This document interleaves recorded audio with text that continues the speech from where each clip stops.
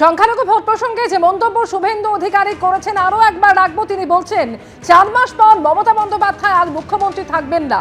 মুসলিমরা হুমায়ুন কবির আর নওশাদ সিদ্দিকীর দিকে, আর হিন্দুরা বিজেপির দিকে। ঠিক কি বলেছেন তিনি, আরো একবার শুনুন। ঠিক 4 মাস পরে মমতা মুখ্যমন্ত্রী থাকবে না, তৃণমূল থাকবে না, মুসলমানরা সব নওশাদ আর হুমায়ুনের দিকে, আর হিন্দুরা আদিবাসীরা সব মোদিজির দিকে।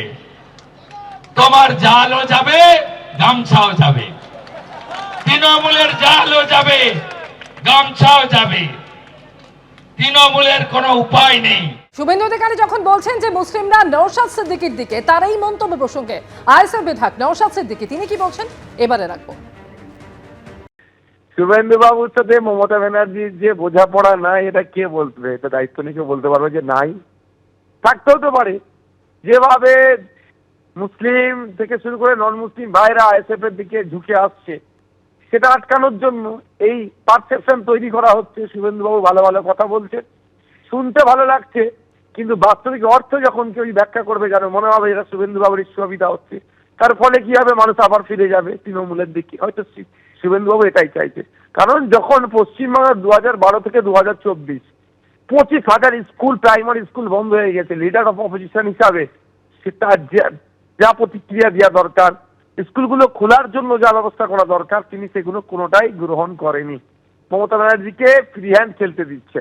এখান থেকে কোনো না কোনো জায়গায় মমতা ব্যানার্জি আর শুভেন্দু অধিকারীর একটা ভালো বোঝাপড়া আছে। এই বোঝাপড়ার জন্যই আমাদেরকে বুমেরাং করার চেষ্টা হচ্ছে। একদিকে সংখ্যালঘু ভোট নিয়ে ইঙ্গিতপূর্ণ মন্তব্য বিরোধী দলনেতা শুভেন্দু অধিকারী, আর অন্যদিকে মিঠুন চক্রবর্তী তিনি বলছেন সিপিএম এর মধ্যে কেউ হিন্দু থাকেন, যদি হিন্দুত্বকে বিশ্বাস করেন আপনারা আসুন, কংগ্রেসও আসুক, তৃণমূলের মধ্যে যদি বিভেদ থাকে হিন্দুদের তারাও আসুন।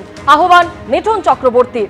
একসঙ্গে ভোট করে এই সরকারকে তাড়াবো, চন্দননগরের সভা থেকে হুঙ্কার বিজেপি নেতা মিঠুন চক্রবর্তী।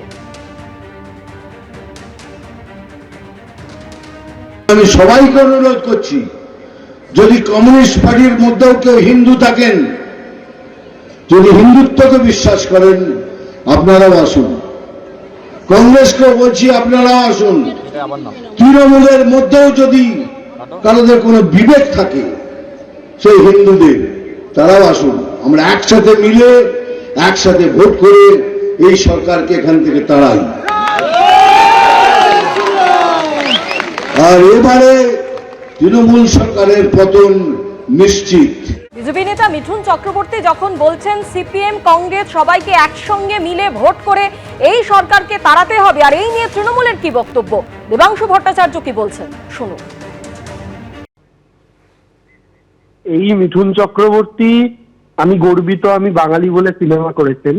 এই মিঠুন চক্রবর্তী এমএলএ ফাটাকেস্টোর মতো সিনেমা করেছেন, যেখানে হিন্দু মুসলমান সবাই মিলে তাকে ভোটে জেতাচ্ছেন। সিনেমার চিত্রায়নে তেমনটাই দেখানো হয়েছিল।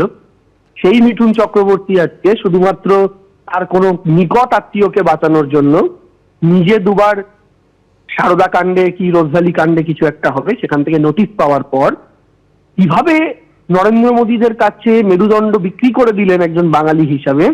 এই মানুষটা, যিনি বাংলার অন্যতম একজন আইকন ছিলেন, মানুষের পছন্দের ব্যক্তি ছিলেন, তিনি আজকে হিন্দু মুসলমানের রাজনীতি করছেন। এটা ভাবতে ঘৃণা হচ্ছে। এই মিঠুন চক্রবর্তীকে ছোটবেলা থেকে সিনেমার পর্দায় দেখে এসেছি, তিনি আমাদের উল্টো দিকে থাকতেই পারেন আদর্শগতভাবে, তাকে আমাদের পক্ষে থাকতে হবে এমন কথা নেই। তিনি গঠনমূলক বিরোধিতা করতেই পারেন, কিন্তু এই মানুষটাকে হিন্দু মুসলমানের রাজনীতি করতে। চন্দননগরের সভা থেকে বিজেপি নেতা মিঠুন চক্রবর্তী আজ বলেন সিপিএম এর মধ্যে কেউ হিন্দু থাকেন, যদি হিন্দুত্বকে বিশ্বাস করেন আপনারা আসুন, কংগ্রেসও আসুক, তৃণমূলের মধ্যে যদি বিভেদ থাকে হিন্দুদের তারাও আসুন। আহ্বান মিঠুন চক্রবর্তী। তিনি আরো বলেছেন একসঙ্গে ভোট করে এই সরকারকে তাড়াবো। সকলকে জানাই ধন্যবাদ। অন্যদিকে তিনি আরো বলেন এইবার তৃণমূল সরকারের পতন নিশ্চিত। আক্রমণ মিঠুন চক্রবর্তী। আরো একবার শোনাবো মিঠুন চক্রবর্তী কি বললেন। আমি সবাইকে অনুরোধ করছি, যদি কমিউনিস্ট পার্টির মধ্যেও কেউ হিন্দু থাকেন, যদি হিন্দুত্বকে বিশ্বাস করেন আপনারাও আসুন, কংগ্রেসকেও বলছি আপনারাও আসুন, তৃণমূলের মধ্যেও যদি কারোদের কোনো বিবেক থাকে সেই হিন্দুদের, তারাও আসুন, আমরা একসাথে মিলে একসাথে ভোট করে এই সরকারকে এখান থেকে তাড়াই। আর এবারে তৃণমূল সরকারের পতন নিশ্চিত। কংগ্রেস নেতা সৌম্য আইচ রায় এই মুহূর্তে টেলিফোনে আমাদের সঙ্গে রয়েছেন। সৌম্যবাবু, মিঠুন চক্রবর্তীর বক্তব্য আপনারা শুনলেন, যেখানে তিনি সিপিএম কংগ্রেস সবাইকে আহ্বান করছেন একসঙ্গে ভোট করে, বলছেন এই সরকারকে তারা তাড়াবেন। দেখুন, শুনতে তো খুব ভালো লাগে, মিঠুন বাবু যেগুলো বলছেন ওগুলো ওই সিনেমাতে খুব ভালো লাগে, শুনতে ভালো লাগে, মানুষ মনোরঞ্জিত হয়। কিন্তু অবস্থানগত দিক থেকে উনি এমন একটা দলে আছেন যেই দল ভারতবর্ষে ধর্মীয় বিভাজন, একে অপরের সঙ্গে কাটাকাটি, হিন্দু মুসলিমের লড়াই, এ রাজ্যে তৃণমূল আর বিজেপি দুজনের পরিপূরক। ফলে মিঠুন চক্রবর্তীর হয়তো এসব ইতিহাস জানা নেই। উনি আমাদের আহ্বান করছেন, আমরা বলবো আপনারা তৃণমূলকে আহ্বান করুন বা তৃণমূলের লোকজন আপনাদের আহ্বান করবে, আপনাদের সাথে ওদের ন্যাচারাল অ্যালাই, যেটা মমতা ব্যানার্জি বলেছে।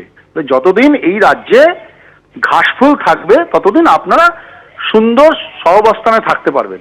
ফলে আরএসএস এর দুটো দল, একটা তৃণমূল আর বিজেপি, সংসারের মধ্যে একটু মাঝে মধ্যে ঝগড়াঝাটি হয়, তো এখন লড়াই হবে, আবার মিটে যাবে। দাদা আর দিদি থাকলে সুবিধাই হবে।